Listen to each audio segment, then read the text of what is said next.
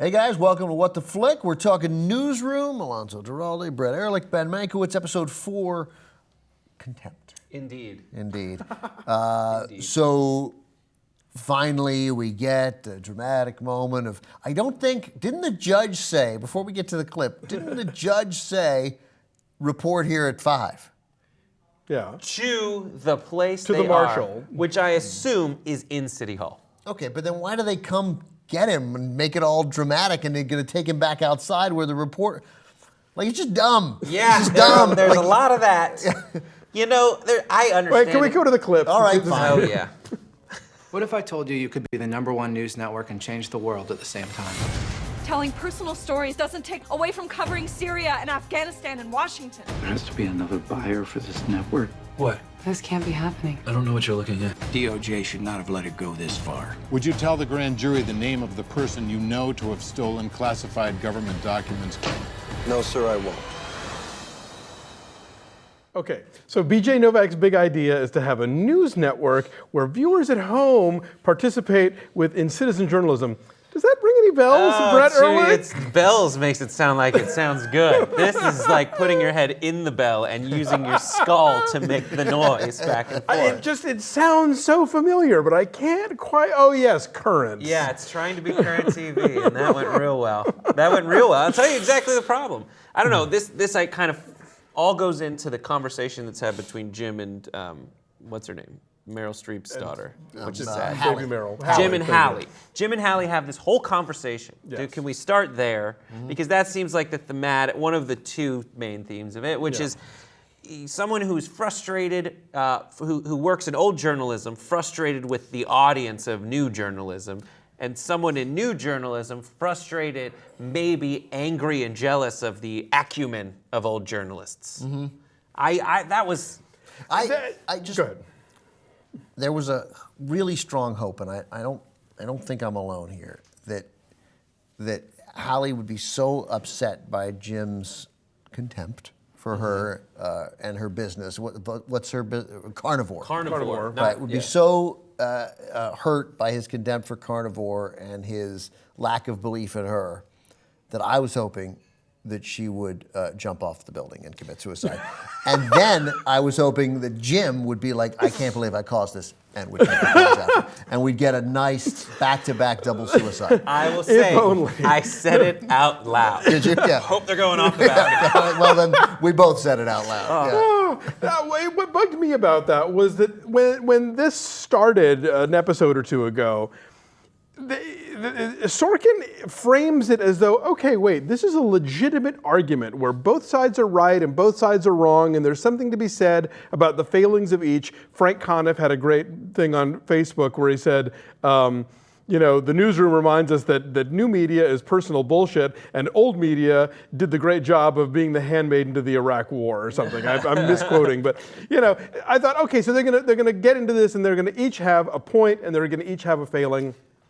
But he couldn't stop himself. He couldn't stop himself. Couldn't stop himself, and it just escalates until she becomes straw man and becomes so indefensible that, of course, she's the worst and he's awesome. And it's like, Yeah, and you want to say to him so in his defense, maybe she should say, hey, what are you talking about? You're the guys who gave us the goddamn Iraq War, right? BuzzFeed didn't give us Vox didn't give us the fucking Iraq War. You did. You sold it, except he's trying to set ACN up as the kind of place that would have fought back against that and theoretically did. So, like, his fictional newsroom is a place that doesn't, this is the Olbermann show. It is right. It's and supposed to be. Olbermann was, right. They did challenge it, or they did sort of try to speak truth to power, a phrase I swore I was never going to use, and I just did. But they swore they were going to try and truth tell.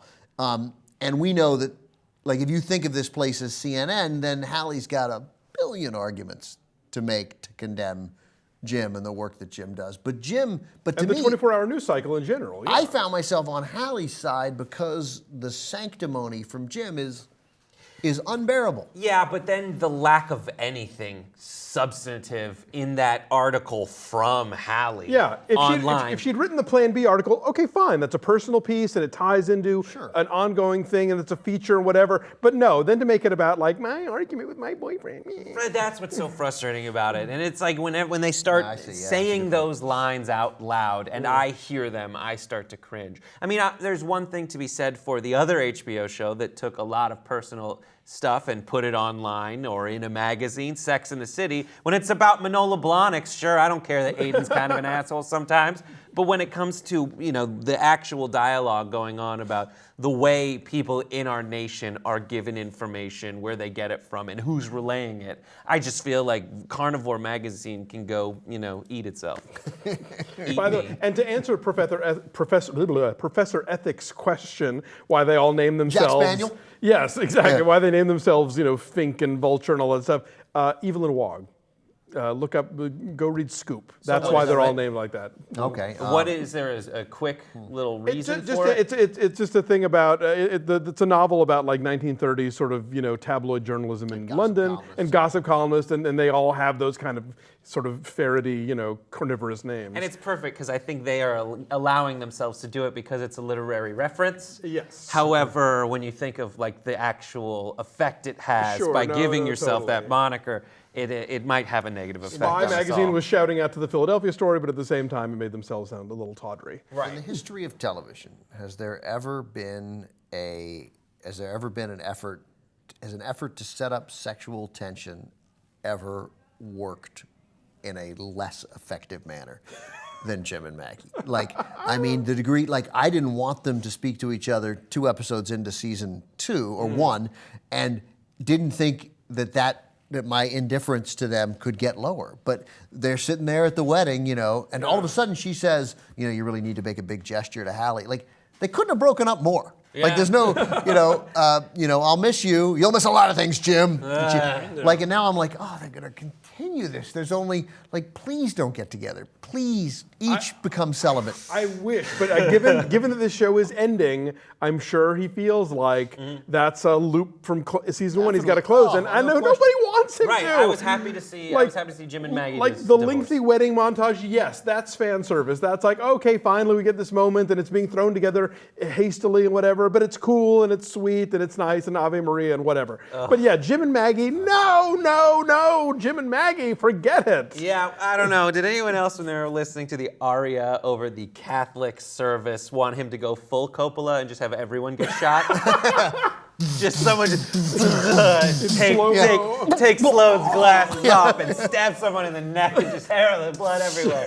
I think there's just a part of me that the same thing that made me want to send Jim and Hallie off the balcony was the same thing. Yeah, I saw that we were talking about it earlier. I don't know if you saw. I saw the 2012 movie Gandolfini and Pitt, the Killing Them Softly, last night, which is pretty good, but has a couple of super slow-mo death scenes of guys getting shot in the head, including Ray Liotta, and that totally would have been great. It's so weird. Just the contempt that I felt toward these characters when they were like, you know, when he's like, it's a man's job. Not that part, because the women were involved, but and she goes to buy the perfect cake, puts the cupcake on top, and what did Don do? Don did some fucking stupid thing for the wedding, and then Charlie goes to Juilliard. And we walk in and like he listens, he pounds on. Oh my God, it was loathsome. Yeah. It was just, first of all, you couldn't do it in that amount of time, but it was just, God damn, I hated everybody there. I did not want that. I was praying for Joe Mankiewicz to come in and break up that wedding before they said their vows. To me, it felt like a Sex and the City moment, but it was in this show, and I'm like, what the hell? I'll buy it. You know, it's terminal. You know, it is. Look, it's no final episode of 6 Feet Under in the montage department, but it was. You know, I would rather have this than actually have to see the big wedding with like a cameo by Brian Williams or whatever. But the 6 Feet Under montage was literally here's what's happened to these people. Sure. Like later, it was I thought necessary storytelling, and my memory of it is that it was effective. Oh, very. Yeah, right. This just felt gratuitous and self-indulgent. I guess, but I think for a show like this, where you are asked to have a certain degree of emotional investment in the characters on top of whatever the characters are mouthpiecing about, it's nice to let's spend 5 minutes and deal with actual like human emotions and not just pontificate about something. Yeah, this is the last episode? No, there's two more. There's two more. There's So- two more. Thank God. I mean, I think the only reason why Happy New I Year don't in jail. the only reason why I don't give a crap, the only reason why I'm not completely hostile toward Will and Mackenzie's relationship, they have no chemistry whatsoever. Those None. people do Zero. not love each other They kissed, at all. and I was like, oh, wow, I don't think they've Jesus ever done that. Christ, why would you kiss your aunt that way, Especially when she's like, who's on the phone? Who's on the phone? Shut the fuck up. Yeah, right. So the only reason that I don't hate that relationship more is because Jim and Maggie have set a higher bar of hatred. Irritating, Right, yeah. right. So I don't have time to also get on that relationship. But there's nothing. There is nothing in any way that makes me believe that those people are in any, like when I saw them in bed together, I'm like, are we ever to believe that they get into bed and then they tear each other's clothes off? It made sense because the place they're they're sleeping is as unfinished and undeveloped as their relationship. Zing. But I mean, that's kind of, I was like, oh my God, they didn't even build out the set where they live. I don't know what the hell's going on. They must have been after. But they talk about it, so it's okay. And that's another thing I wanted to get to is there's so frequently in this, and there's two sides of this that I'm on at different points depending on how the rest of the relationship bears out. But so frequently in the newsroom more than other Sorkin things is that the way I learn about people's relationships is when someone else describes them. So you had the ethics professor describing it, and then you had described to Mackenzie was how Will is trying to be the better man for her, right? They have so many opportunities for me to have otherwise figured that out on my own that totally. they failed at. That when I hear it, I'm like, oh, that makes sense as a relationship. You would never know it to watch this show. Sorkin is kind of the king of tell me, don't show me, Yeah, Like, it's kind- fine like- with that. It's just Vulture's review of it talked about how he can be the old media versus new media and how only the new media knows things. That part can be condescending. But it leaves out that he's condescending about, in this show, I mean, Lord knows, again, it feels like you should say it, he's written some of my favorite things ever. Ever. Like, he's brilliant. But when he's not brilliant, it's fucking hard. And here it's just, you're like, yeah, I know. I got it. And you're presuming, at some parts, you presume a level of intelligence in the viewer that exceeds almost everything else in television. And then a moment later, you turn around and treat us like we're 9. I honestly think he just has too much work. There's too much work for him to be doing this. Yeah, maybe. I feel like he's taken on too much. And I understand when there's too many cooks in the kitchen, but like a sous chef for this guy. Right. Let somebody operate maybe the Stephen toaster. Moffat has some spare time. Yeah, just bring somebody in. All right, we got to talk about Twofer though before we go because it was the worst. God, okay. All right. I will defend this show on a lot of fronts, but that pissed me off. Because it was, I mean, I hated it that there was an HR guy crusading around looking to pointlessly break up a relationship and send one of them to Phoenix, right, and to the Phoenix Bureau or wherever the hell they were going to. And it was impossible to believe. And my wife does not work in this business, but she worked in as corporate America as you can. She was like, there's no HR person like this. HR is a burden. There's storylines with HR, interesting storylines with HR. This is not the nuisance that HR causes. But then, so in a sense, you should be relieved that it isn't what you thought it was. Yeah, but sure. You should be, but you weren't. You were more irritated. I was outraged. It was like, it was all a dream. And I That's saw what it felt like. and you could see it coming. You could see it coming like a little bit before. I was like, oh, he's just goofing. He's just freaking goofing. It's going to be worse. And then, sure enough. Well, and then on top of fan. it, and then another opportunity to have like the woman do the dumb thing, that Sloane has written the letter and didn't bother to tell. Right, and Sloane misses the big thing. Like she thinks she's nailed this, but no, I can't believe this is happening. It turns out they're buying Halcyon or Halifax Media. Do we buy Charlie's complete lack of diplomacy with BJ Novak. I understand that someone finds out that this person they hate has been foiled, runs and yells. No. That moment, fine. But I mean, all the rest of it, all the open hostility that he has expressed to this guy's face. I think he could, because of course Charlie could just get fired. I mean, Charlie would just be like, okay, well, I'm taking my buyout. I'm not going to stay on with this guy.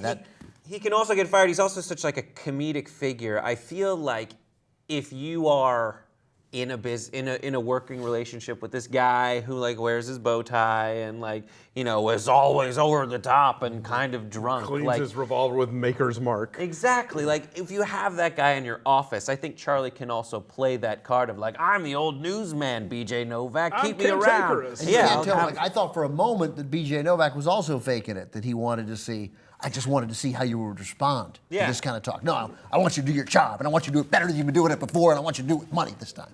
You know, but no, so none of that happened. I mean, Sam Waterston's terrific too. I mean, as from our first review on, I just find it to be a grating performance consistently. Oh, I like this character. It's one of the few that I get. But he did have the best line of the show, where I did laugh out loud for the, you couldn't have gotten here 10 seconds earlier. That was a nice line. He can still hear you. Yeah. I'm way more willing to give this show the benefit of the doubt than y'all, but even this episode really tested that, because just so much. That second episode was so good. It was good. And it felt like they were focusing on something in the right direction. Right. Like they were, I wasn't. Every time I hear Kundu, I laugh. Yeah, but honestly, I'm thankful for Kundu now, because at least in that portion of it, there's a larger decision. And the problem with the show through and through is there's different levels of which reality we have. Are we stripped from the headlines? Is it where we are today? I feel like this show is possibly, this episode, the arc with the Attorney General or the Deputy Attorney General, is the next step America could be. Like, we've gotten to the point with WikiLeaks where, all right, we're going to charge the guy, but now, next, are we going after the journalists? Right, yeah. Like, is Glenn Greenwald as much in trouble as Snowden and apparently is? next week in the previews, They mentioned Snowden, right? So, I mean, I thought we wouldn't have to mention Snowden, because they're, you know, that Will is a stand-in for Greenwald at times, but he's also a stand-in for the people who don't, because Will, that conversation between Sloan and Don about Will was interesting in that, if you don't believe there should be leaks, then just don't run it, right? But no, this is a good leak, like that. And it is confusing because, of course, you know, like I get some degree of crap here from other progressives at the Turks because I think Snowden should go to jail for a little, you know? Like, I mean, but seriously, like, yeah, you have to, there has to be a repercussion for that. You can't just let people decide on their own what's important and what's not, because some people will decide and release stuff that they shouldn't release. But that said, you know, like, whatever, 3 years. Is sweet old lady at AP going to just run the story now? So the reason she can run the story is because she doesn't know who the leaker is. She doesn't know who the leaker is. She has these documents, and she's not protecting him. When they ask her where you got it from, be like, I signed for something from ACN. Yeah, your move. Yeah, I'm running a story because I can corroborate the facts, and that's what I'm definitely right. And the guy is safe because they got his family out, and so okay. And eventually, like, if enough people know the source, then, you know, what are you going to lock all of them up? Yeah. Until, you know, then you, so, and that's an interesting concept. And of course, like, I mean, we should have known from episode 1 on that Will would get that heroic reporter's walk of, you know, I'm the guy who's not going to name my source and why. And we know that this administration investigated reporters and at least threatened James Rosen, I think it was James Rosen of Fox News, with the Espionage Act for doing exactly this. I thought that little moment of heroism was great. I thought it was compelling with Will staying. I can't because I'm not allowed to. I'm not allowed to. I like that, and I liked Mackenzie's yell. Who plays the source? Oh, Sorry to put you on the spot. So the you knew her last week. I did. And now I've forgotten her name. Her name just flew out of my head with the second you asked me. So that I liked their moment. I didn't like the moment in the rain in general, but I liked the last line from Mackenzie when that woman's messing around with her and there's a real life at stake. And she says, I tell you what, I'll just walk into the Justice Department on whatever it is, Friday morning, and tell me your name yourself if you don't lift the deadline. Like, she had some leverage and she used it, and that was good. I like that. That's was the nice. kind That of was- stuff I like. Yeah, I like that. That is finding where the power is, where, you know, it's a bargaining situation where Emily Mortimer is finding her where her footing is. Calling her Mortimer is funny. Where Morty, Snurd. yeah. is finding the rhetorical, her where she can, actually fight back from who's right, who's wrong. I like all of that stuff. Clea Duvall. Sorry, it took me a second. Clea Duvall. You were definitely going to get it. You were definitely going to get it. All right, look, it needed a little more Jane Fonda.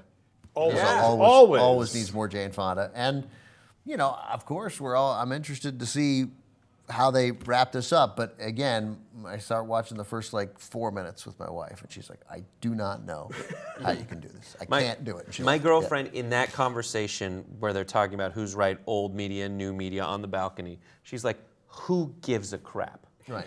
For me, I thought it was an interesting argument, where the audience is, but.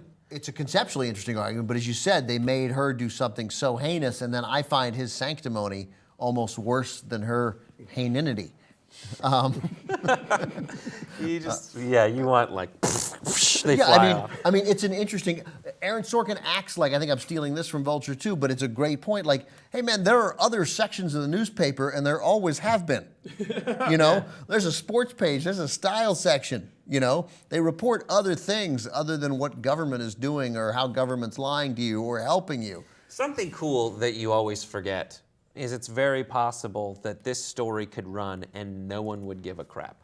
That's something about journalism that this kind the of Kundu story. The Kundu story.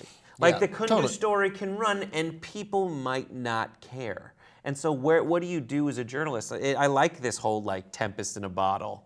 Yeah, and Don's point in that, which was just a throwaway line about how it's going to cost much more in blood and money 5 years from now when we have to bomb it. I mean, that presumes that it's okay and acceptable that we're always bombing somewhere.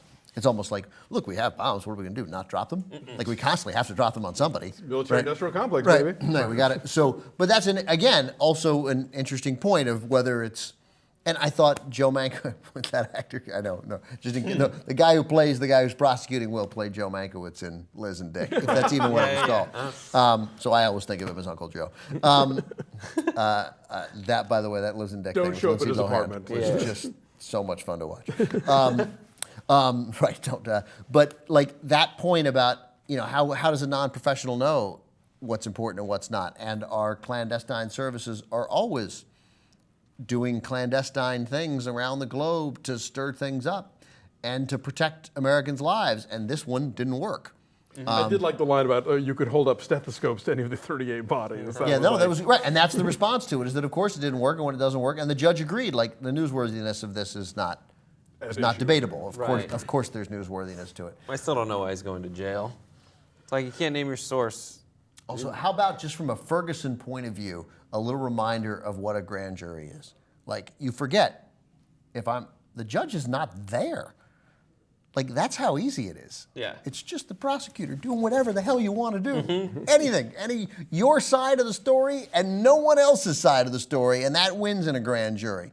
And the judge will sign. So you want, and then, like I said, the judge going to sign. What's her name? Marcia Gay Harden? Yeah, Marcia Gay Harden. I mean, literally, hey, how about being my lawyer for a second, not telling me how bad things are going to go? How about, and I'm going to be there, I'm going to fight for you, I'm going to make this point, and not Right. A grand jury is the pre to see if it's okay to then have all the stuff that you like watching in procedural law shows. Right. That's right. It's way before that. Right. Way before. This so is you coming can this get fall. it to go. Grand jury. Grand jury, yeah. And all it is a writer's room being would this make a good SVU? All right, well, we're interested in episodes 5 and 6, but no, I'm interested. They're gonna be No, great. we'll be watching for sure.